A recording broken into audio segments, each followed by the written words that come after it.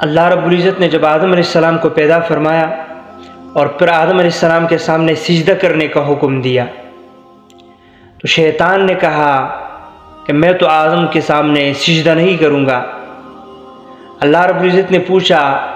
ایسی کون سی بات ہے جس کی وجہ سے تو سجدہ کرنے سے رک گیا، تو سجدہ کرنے کا انکاری ہو گیا، منکر ہو گیا؟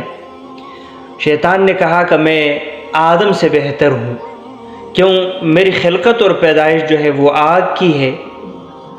اور آدم علیہ السلام کو مٹی سے پیدا کیا گیا ہے، اس لیے میں ان سے افضل ہوں، میں آدم علیہ السلام کے سامنے سجدہ نہیں کروں گا۔ تو یہ جو تکبر تھا یہ اللہ رب العزت کو پسند نہیں آیا، اور اس کی وجہ سے اللہ رب العزت نے شیطان کو گمراہ کر دیا۔ اور اصل وجہ جو ہے تکبر کی وہ یہی سجدہ نہ کرنا ہے۔ تو شیطان کو جو گمراہی ہوئی ہے یا جو راندہ درگاہ ہوا ہے اس کی اصل وجہ انسان ہے، انسان کی وجہ سے اس کے ساتھ یہ سب کچھ ہوا۔ پھر اس نے اللہ رب العزت سے مہلت مانگی کہ میں انسان کی وجہ سے گمراہ تو ہو گیا، ذرا مجھے بدلہ لینے کا موقع دیا جائے، اور یہ مہلت اللہ نے قیامت تک دی ہے۔ اب شیطان کی ہر ممکن کوشش ہوتی ہے، ہر راستے سے، ہر طرف سے، دائیں بائیں آگے پیچھے، ہر طرف سے وہ مسلمان پر اور انسان پر کوشش کرتا ہے کہ کسی نہ کسی طریقے سے اس کے اور اللہ کے درمیان دشمنی، ناراضگی اور اللہ کے احکامات سے جو ہے مسلمان کو روک کے رکھے۔ یہ شیطان جو مسلمان کو عبادت سے روکتا ہے یا کسی نیک کام سے روکتا ہے، اس کے مختلف حربے ہوتے ہیں۔ سب سے پہلے یہ کسی نیکی کے بارے میں یہ کہہ دیتا ہے کہ ابھی تو وقت ہے، بعد میں کر لو گے نا، کیا جلدی ہے؟ مطلب انسان کے دل میں کوئی داعیہ پیدا ہو جاتا ہے اور وہ نیکی کرنا چاہتا ہے، مثلا نماز کی جو ہے وہ ارادہ کر لیتا ہے، دل آ جاتا ہے کہ چلو بھئی 2 رکعت نفل پڑھ لیتے ہیں۔ تو شیطان کہتا ہے صبر کرو، ٹائم ہے، بعد میں پڑھ لو گے، 10 منٹ ہے، آخری 2 منٹ میں پڑھ لو گے، اور پھر کسی کام میں ایسا مصروف کر دیتا ہے کہ اس کو نفل کیا کہ فرض پڑھنے کی بھی فرصت نہیں ملتی ہے۔ یا پھر شیطان کی کوشش ہوتی ہے کہ جب انسان کوئی نیکی کا کام کرتا ہے تو کہتا ہے یہ تو چھوٹی سی نیکی ہے، اس پہ کون سے کوئی جنت مل جانے ہیں، اس پہ کون سے کوئی اللہ نے راضی ہو جانا ہے، یہ تو معمولی سی نیکی ہے، اس کے ساتھ آپ کیا کریں گے؟ انسان سمجھ لیتا ہے کہ یہ چھوٹی نیکی ہے، چھوٹی چھوٹی نیکیاں کیا کریں گے، چلو بڑی بڑی نیکیاں کریں گے۔ وہ اس طرح سے ایک یہ طریقہ ہوا، ایک اس طرح سے جو ہے اس سے نیکی کرنے سے پیچھے کر دیا۔ پھر بسا اوقات یہ ہوتا ہے کہ نیکی جو ہے کہتے ہیں یہ بڑی نیکی ہے، او یہ بڑی بڑی نیکی ہے، یہ تو بڑے بڑے لوگوں کا کام ہے، مثلا تہجد کی نماز ہے، بہت افضل نماز ہے، بہت نیکی والا ثواب ہے۔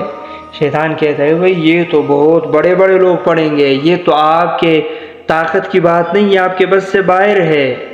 یہ تو بڑے لوگوں کی عبادت ہے۔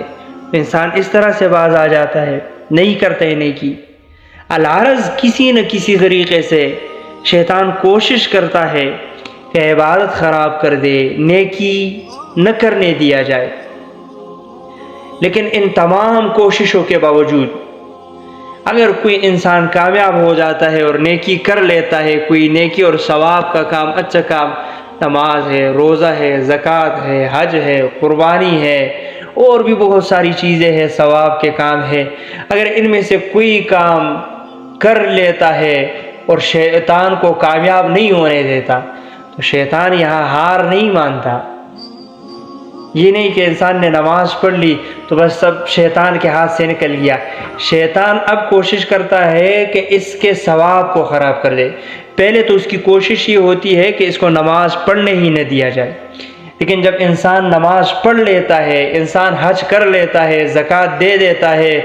روزے رکھ لیتا ہے، حج ادا کر لیتا ہے، قربانی کر لیتا ہے، اس کے بعد ثواب کو خراب کرنے کا حربہ استعمال کرتا ہے،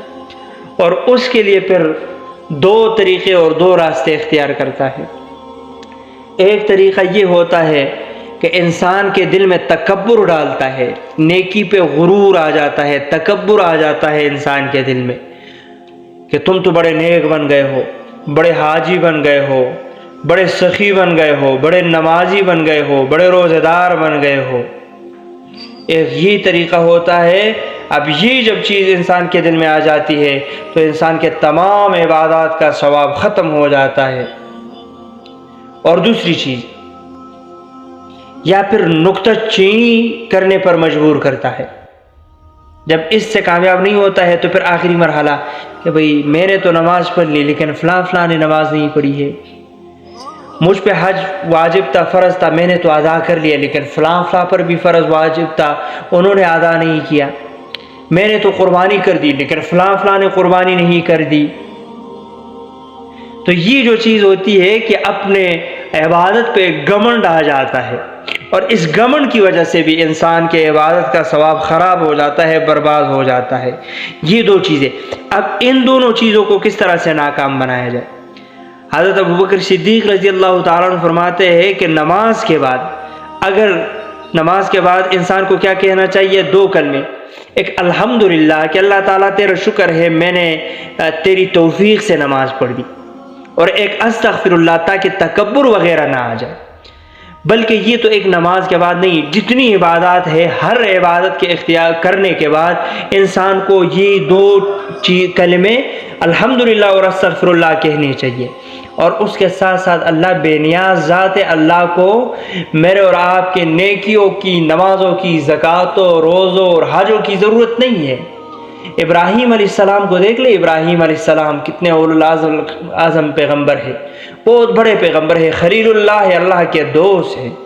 جب اللہ رب العزت نے ان سے کہا کہ تعمیر کر دے بیت اللہ کی تعمیر، تو تعمیر کے بعد بیت اللہ بنانے کے بعد دیکھو بیت اللہ کتنی بڑی نیکی ہے، اول بیت، یہ پہلا گھر ہے، وہاں نظر پڑتا ہے، گناہ معاف ہو گئے، استلام کر دیا، گناہ معاف ہو گئے، حاجی آ گیا حج سے واپس تو ایسا آیا جیسے آج پیدا ہوا، گناہوں سے ایسا صاف ہو گیا۔ اتنے عظیم گھر کی تعمیر اور بنانے کے بعد ابراہیم علیہ السلام کہتا ہے کہ اللہ یہ کاوش اور کوشش اپنے دربار میں قبول فرما، تو بے نیاز ہے۔ ایک طرف خلیل اللہ ابراہیم اور بیت اللہ کی تعمیر وہ بھی قبول کروا رہا ہے، پر ہم نماز پڑھ کے وہ قبول نہیں کرتے، روزے رکھ کے وہ قبول نہیں کرواتے ہیں۔ اللہ بے نیاز ذات ہے، اللہ کو ضرورت نہیں ہے، اللہ سے اپنے عبادات اور نیکیاں قبول کروانے کی ضرورت ہوتی ہے۔